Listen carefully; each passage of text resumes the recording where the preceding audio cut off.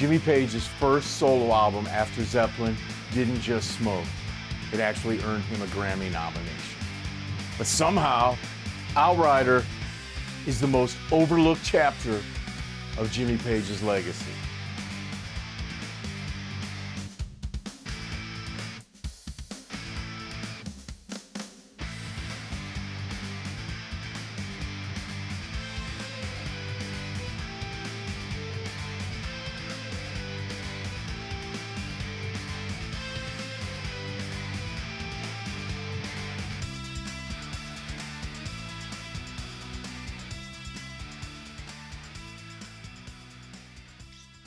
Welcome to Demon Cuts.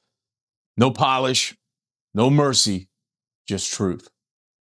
Every week, we crack open an album that shaped me, broke me, rebuilt me, and carved another page into my survival and sobriety war journal that I'm sharing with you in live time.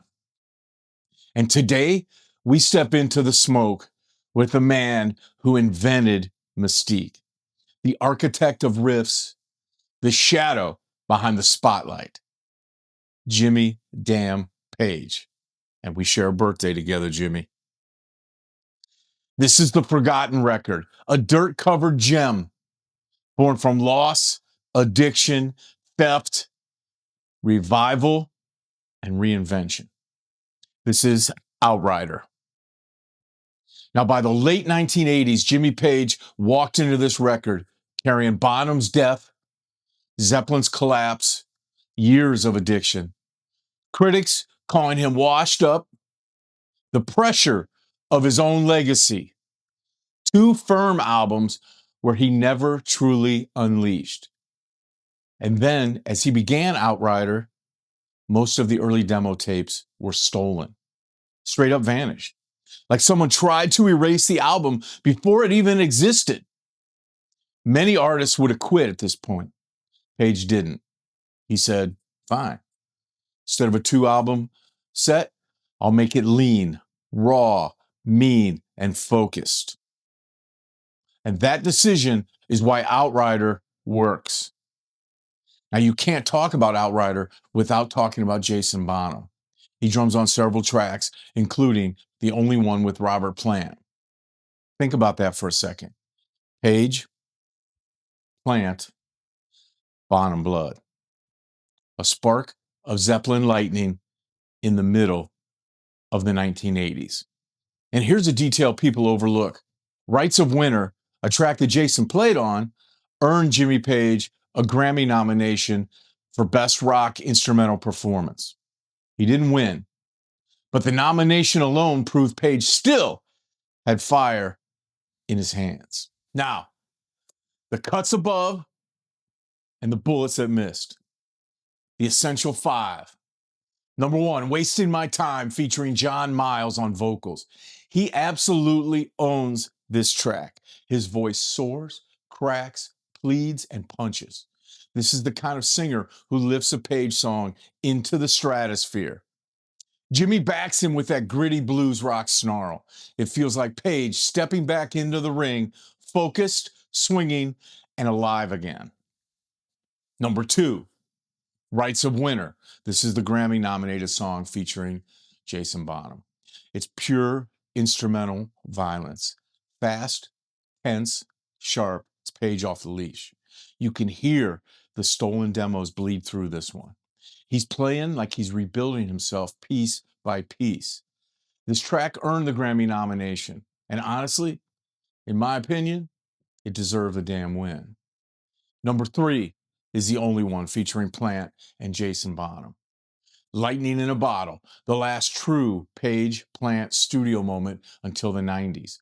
Plant sounds sharp and youthful. Jason Bonham hits like a freight train, and Page, he plays with purpose, like he remembered exactly who the fuck he was. This should have been a bigger deal because in my mind it smokes. Now, Emerald Eyes is a haunting, drifting, dream state track. And honestly, this is the most Led Zeppelin moment on the entire album.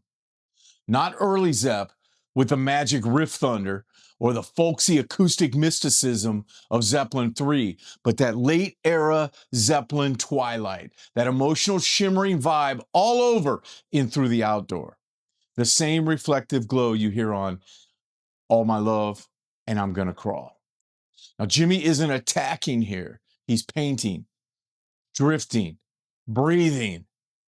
A quiet storm in slow motion. It's Page at his most introspective and the closest Outrider ever gets to that old Zeppelin magic. The fifth one is Blues Anthem, If I Cannot Have Your Love. Now, this is Chris Farlowe in full preacher mode. And listen here, Chris Farlowe sounds more like he's from Mississippi than Britain.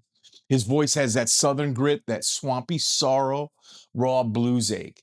Nothing about him sounds like he's British. He bleeds through this track. Page holds back just enough to give the vocal space, letting heartbreak ring through the amp. This is Page painting in deep blues. Slow, emotional, beautiful sweeps. Now, being a Banana Headstock fan as I am, I've got Kramers, I've got Charvels, I've got ESPs with the Banana Headstock. I love them. Seeing Jimmy Page, the Les Paul King, the 59 Priest, the double neck master, rocking a Banana Headstock Kramer in the 80s in the video for Wasting My Time. Brother, that was like seeing a wizard show up to the tower with a chainsaw. But somehow it worked. The tone was sharp, the attitude was era correct, and Page proved he could adapt without losing himself. Now, the bullet that missed, it wasn't the songs. It was not the performances. It wasn't the experimentation, and it wasn't the songwriting like many critics said. The bullet that missed was the audience and the critics. They treated Outrider like it was a footnote, not realizing it was the sound of a man crawling out of wreckage, fighting addiction, relearning his identity, and taking his first clean breath in years. This wasn't a side quest, it was a rebirth. And this album, Outrider, lit the fire again. Page reconnected with Jason Bonham, Tony Franklin from The Firm, who later played in Blue Murder with John Sykes, who then played in Whitesnake with David Coverdale. John Miles would go on to burn down stages singing with Page. That's great. Then came Coverdale Page, a shockingly good album. But then Robert Plant heard this and said, if you want the real thing, just ask. That led directly to No Quarter, the reunion, the resurrection. None of that happens without Outrider. Outrider was forged from loss, addiction, theft, reinvention, and survival. It hits differently when you've had to rebuild yourself. When your own demos were stolen, your life gutted, and you knew you had to write new ones out of nothing. Page didn't try and remake Zeppelin. He made a Survivors record. He made a Jimmy Page record. If Dr. Feelgood was about resurrection, Outrider is about rebirth. That's the Demon Cut. Take it and bleed. Thank you for checking out this episode of Demon Cuts. If Outrider hits you even half as hard as it hit me, do me a favor. Share this with someone who needs it. Every week, we dive into the albums that shaped my life, the records that carried me through the wreckage, and the music that helped me stay loud in my fight for sobriety. If this cuts you open, if it lit a spark, if it brought back something you thought you'd buried, pass it on, spread it. Somebody out there needs the fire. Next week, we go headfirst into Amorica by the Black Crowes. Sweat, swagger, trouble, and brilliance all tangled together. And like always, we stand with Mission 22 and stop soldier suicide. If you're a veteran and you're still fighting your battles, you're not alone. You are heard, you are valued, and you are needed. This is Demon Cuts from Louder Than My Demons. And you, yeah, you are part of the unbroken.